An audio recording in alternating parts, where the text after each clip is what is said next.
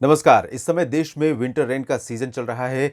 मौसम पूर्वानुमान की जब भी बात होती है, हम जनरली आमतौर पर बात करते हैं बारिश की, क्योंकि बारिश ही एक ऐसा फैक्टर है जो सबसे ज़्यादा आम से लेकर खास लोगों तक प्रभावित होते हैं बारिश के चलते ही, और कृषि पर इसका सबसे ज़्यादा इम्पैक्ट पड़ता है, चाहे वो हॉर्टिकल्चर हो या फिर नॉर्मल एग्रीकल्चर हो, फूड ग्रेन्स के फार्मर हो। तो यहाँ पर हम बात करेंगे, सबसे पहले एक बार आंकड़ों को दिखाएंगे जिसको कि जानना आपके लिए ज़रूरी है। हालांकि इसके पहले भी एक बुलेटिन में मैंने जिक्र किया था इसका कि नॉर्मल रेन आमतौर पर जनवरी और फरवरी के महीनों में, जिसे विंटर रेन का सीजन कहा जाता है, 2 महीनों का सीजन होता है, इस दौरान कितनी होती है देश में। तो यहाँ आप देख सकते हैं, जम्मू कश्मीर की अगर हम बात करें तो जम्मू कश्मीर में यहाँ पर औसतन जम्मू कश्मीर और लद्दाख के रीजन में 225.6 मिलीमीटर वर्षा औसतन होती है, और हिमाचल प्रदेश में 192.7 मिलीमीटर, उत्तराखंड में 101.4 मिलीमीटर।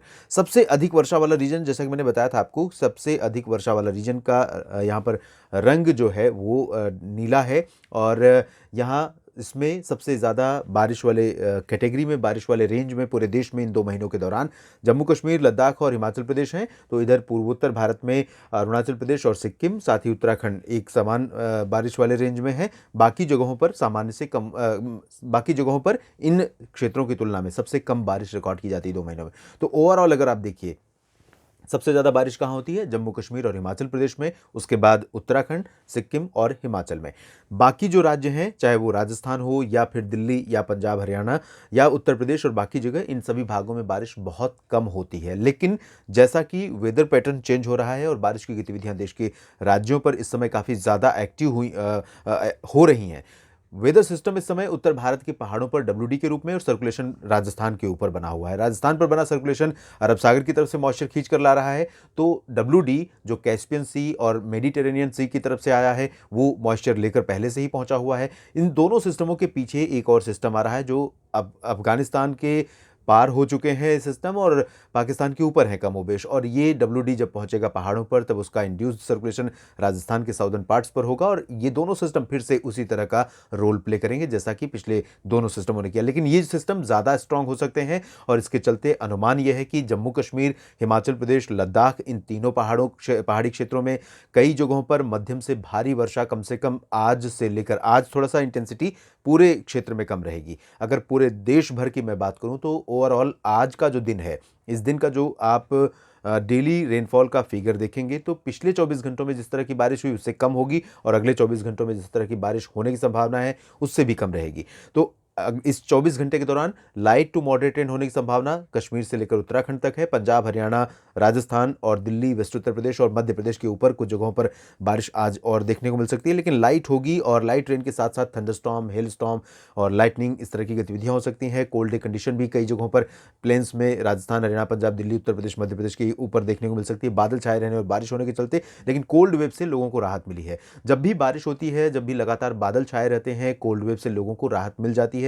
उसकी वजह यह है कि आउटगोइंग लॉन्ग वेव रेडिएशन जो है, वो जो धरती पर गर्मी पड़ती है सूरज की दिन के समय में, वो बादल भले ही भी होते हैं, लेकिन फिर भी जब दिन में सूरज हमारे ऊपर होता है उस दौरान थोड़ी सी गर्मी तो आती ही है, और वो गर्मी जो धरती पर पड़ी हुई है, और इसी वजह से तापमान बढ़ता है दिन का। जब वापस इसके जाने का समय होता है रात के दौरान, जब सूरज यहाँ से चला जाता है, भारत के भागों की तरफ से आगे चला जाता है 7-8 बजे, 9 बजे के बाद, यहाँ से जो गर्मी है वो पहले ही, जैसे जैसे सूरज दूर होने लगता है वैसे ही आउटगोइंग लॉन्ग वेव रेडिएशन यानी हीट जो है ज़मीन का, वो वापस लौटने लगता है वायुमंडल की तरफ, और वायुमंडल की तरफ जाने से उसको रोकता कौन है? बादल, कोहरा, धुंध, कुहासा और पोल्यूशन, ये सभी जो कंडीशन है, ये सारे जो है ट्रैप करते हैं उसको, उसके लिए जाल की तरह काम करते हैं, और आउटगोइंग लॉन्ग वेव रेडिएशन को रोक देते हैं। इस वजह से रात में भी तापमान बहुत नीचे नहीं जा पाता। इसी वजह से, यही वजह होती है रात में सर्दी का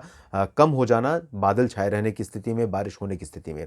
तो ये स्थितियां रहेंगी, और उसके बाद 24 घंटों के बाद यानी 7 जनवरी को फिर से स्ट्रांग वेदर सिस्टम जब पहुंचेगा, तो जम्मू कश्मीर, हिमाचल, उत्तराखंड, इन सभी क्षेत्रों में कई जगहों पर भारी वर्षा और बर्फबारी शुरू हो जाएगी, और इस दौरान कई जगहों पर यहाँ पर लैंडस्लाइड और मडस्लाइड की गतिविधियां भी हो सकती हैं, घटनाएं भी हो सकती हैं, जिससे लोगों के लिए मुश्किलें पैदा हो सकती हैं। और पंजाब, हरियाणा, राजस्थान तथा दिल्ली, मध्य प्रदेश और उत्तर प्रदेश के कई शहरों में मध्यम से भारी वर्षा देखने को मिल सकती है। इसमें जयपुर, आगरा, ग्वालियर, लखनऊ, मेरठ, करनाल, अंबाला, अमृतसर, लुधियाना ये शहर शामिल हो सकते हैं। चूरू, गंगानगर, जैसलमेर, बाड़मेर भी शामिल हो सकते हैं। उत्तरी गुजरात के भी कई शहरों में बारिश होने की संभावनाएँ अगले 24 घंटों के दौरान रहेंगी। यहाँ तक कि सौराष्ट्र में भी आप देख सकते हैं थोड़े बहुत बादल तो पहले से ही आ रहे हैं, बारिश भी यहाँ पर हो सकती है अगले 24 घंटों के दौरान। आज यहाँ बेसिकली ज़्यादा संभावना नज़र आ रही है, 24 घंटों के बाद थोड़ा-सा यहाँ पर कम हो जाएगी। अहमदाबाद में भी बारिश हो सकती है और महाराष्ट्र की अगर हम बात करें तो महाराष्ट्र पर बादल रहेंगे थोड़े बहुत उत्तरी इलाकों में, सेंट्रल एमपी के क्षेत्रों पर बादल रहेंगे और बारिश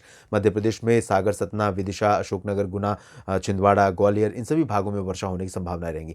24 घंटों के बाद बारिश बढ़ने वाली है और बारिश जब बढ़ेगी तो सेंट्रल इंडिया में भी कई जगहों पर बारिश बढ़ सकती है, आप देख सकते हैं यहाँ पर। और ये जो बारिश है ये कई राज्यों को सेंट्रल इंडिया में भी और नॉर्थ इंडिया में भी प्रभावित करने वाली है। उसके बाद 8 जनवरी को भी बहुत भारी वर्षा की संभावना है। प्रयागराज तक, श्रीनगर, कटरा, उधमपुर से लेकर प्रयागराज तक बहुत अच्छा स्ट्रेच रहेगा बारिश का। यहाँ तक कि जबलपुर, उमरिया, मांडला, बालाघाट और सिंगरौली इन सभी क्षेत्रों तक इसका प्रभाव रहेगा। तो कई जगहों पर बहुत भारी वर्षा यहाँ पर देखने को मिल सकती है।